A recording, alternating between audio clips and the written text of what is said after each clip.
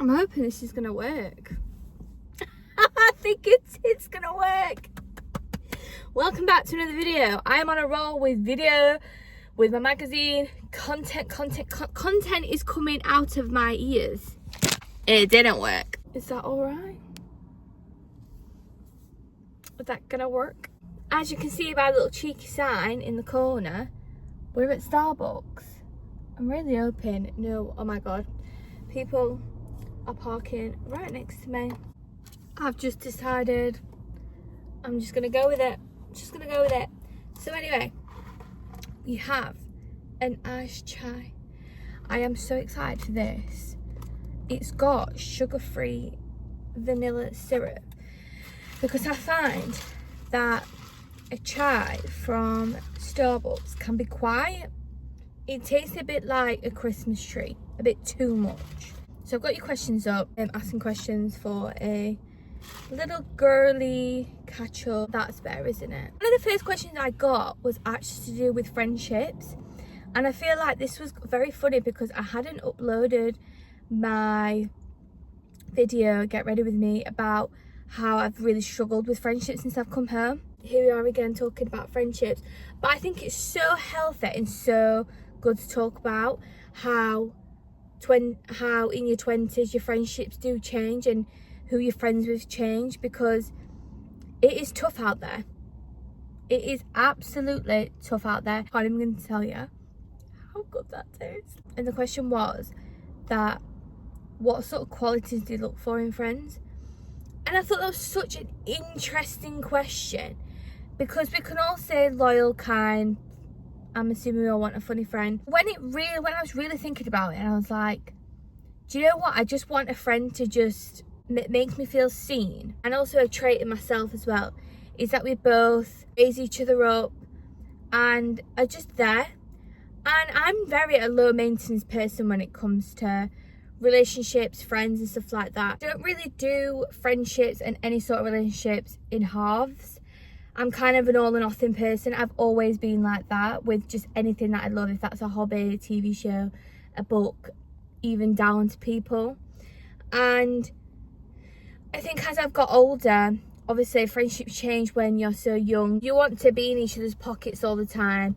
You demand a lot of time from them. You expect a lot from your friends when you're younger. And I think when you get older, you have to learn that it's not always going to be like that, because everyone's on such different paths and everyone's on different wavelengths, and you can't always see your friend every day.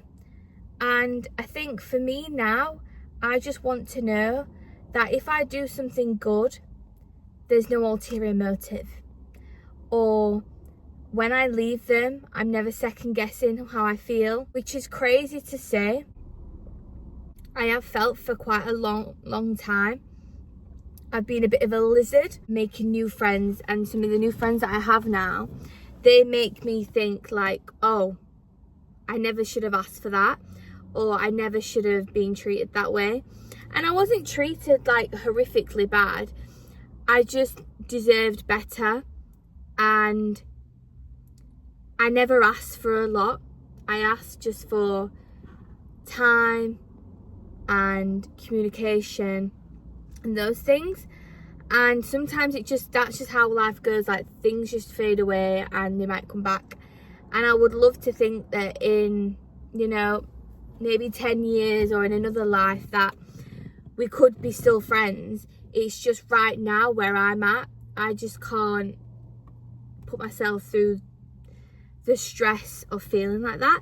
So I think the qualities of like friends in your 20s is just not feeling like there's any harshness in any celebration that they have or I have.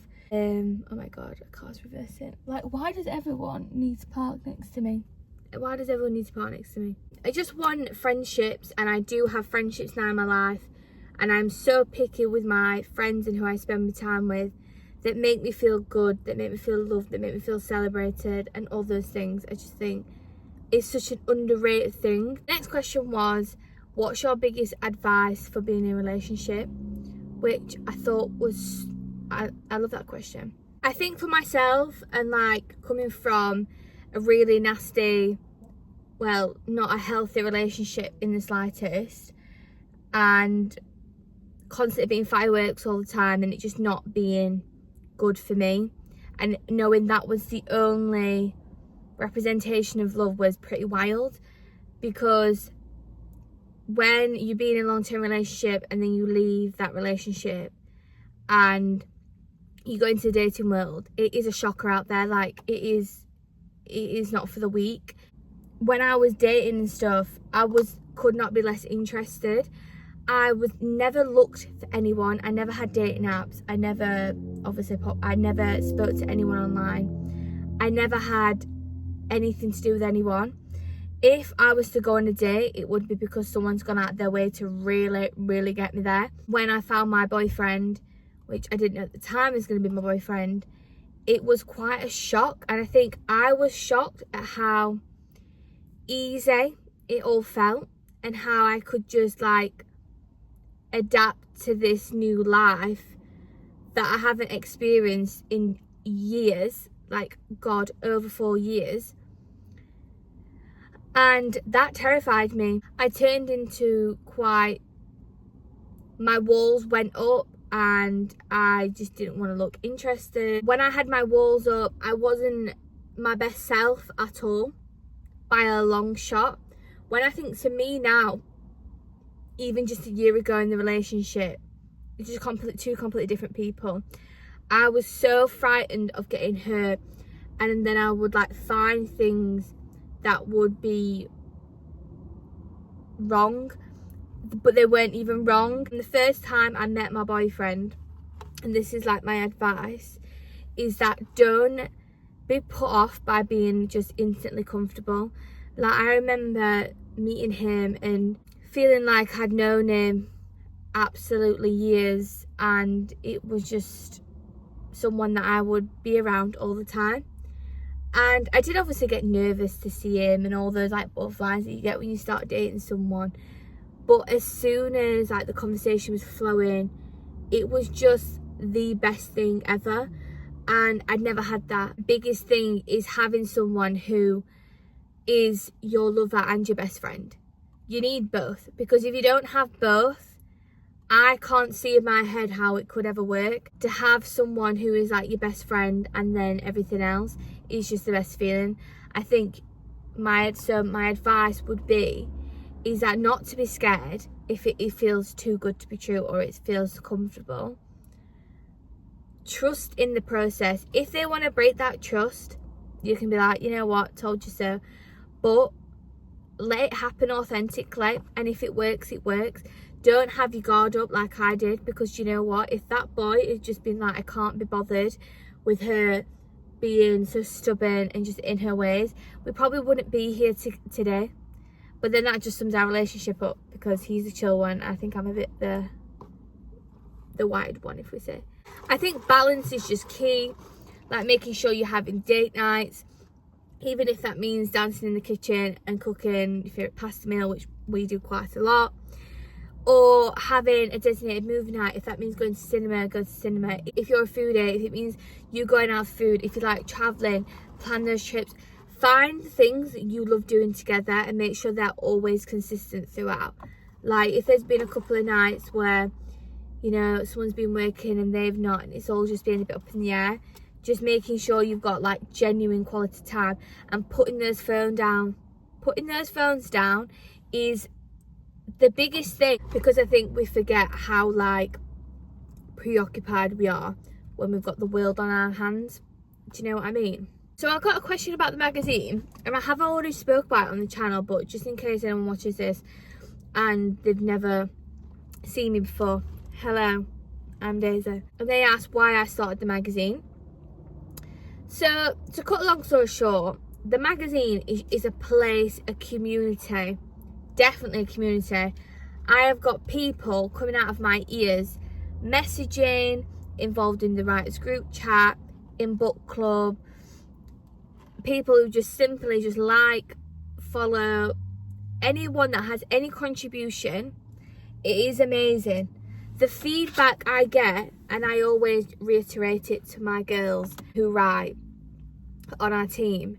I've had so many nice things said, and that's what keeps me going all the time. Like, it is so hard trying to manage 20 writers, to be constantly making sure I'm in communication with them, trying to build a relationship with them, getting content out there, the social media. We now have a Twitter and we now have a TikTok, which TikTok is more of like a personal thing really, because it's just a lot of stuff that I do.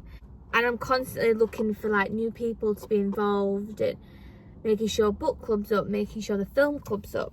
So it is a lot when you've got other things going off, as you can imagine. To have a place for women to be able to write about whatever thoughts they've got in their head, whatever they're interested in, whatever they love.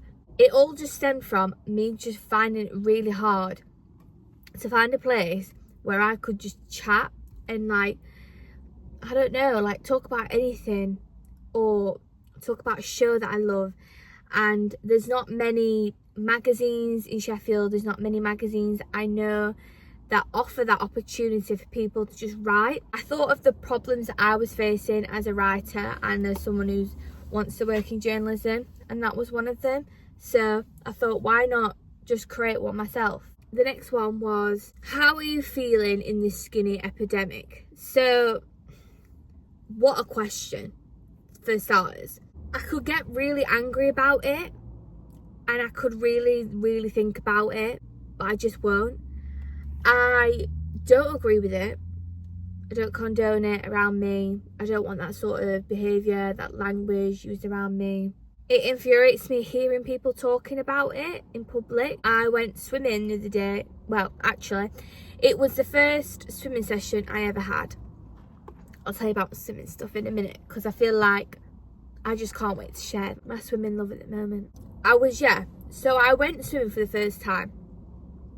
And for me to get to that point, to even go swimming and buy that gym membership in the current state I was in about a month and a half ago, I was absolutely stunned to, when I was, swimming up the lanes and stuff like that, that there was a group of women just sat at the top of the pool near the stairs, like to get out. And they were like saying, oh yeah, you should try this, you should try that. And I'm literally there thinking, can we just not have this conversation in public?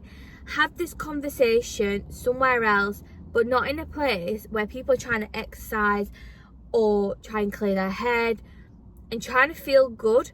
Like, I don't need you speaking about that in front of other people or myself. And I just carried on swimming, but it did enrage me, because I just thought, this is a bit of a weird place to talk about it. Maybe I'm a deep thinker, maybe I thought too much into it, but I thought that was just, no. My reaction to it is I try not to think about it and not read about it and not consume that sort of content online, because it would be so dangerous for me to do that.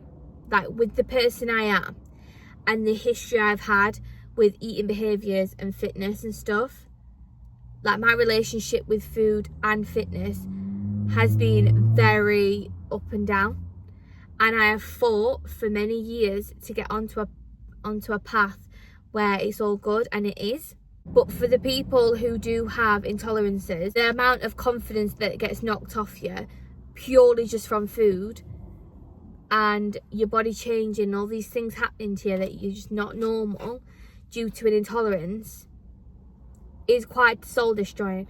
And to then take all this information in, it's not good for me, and I know it's not good for anyone.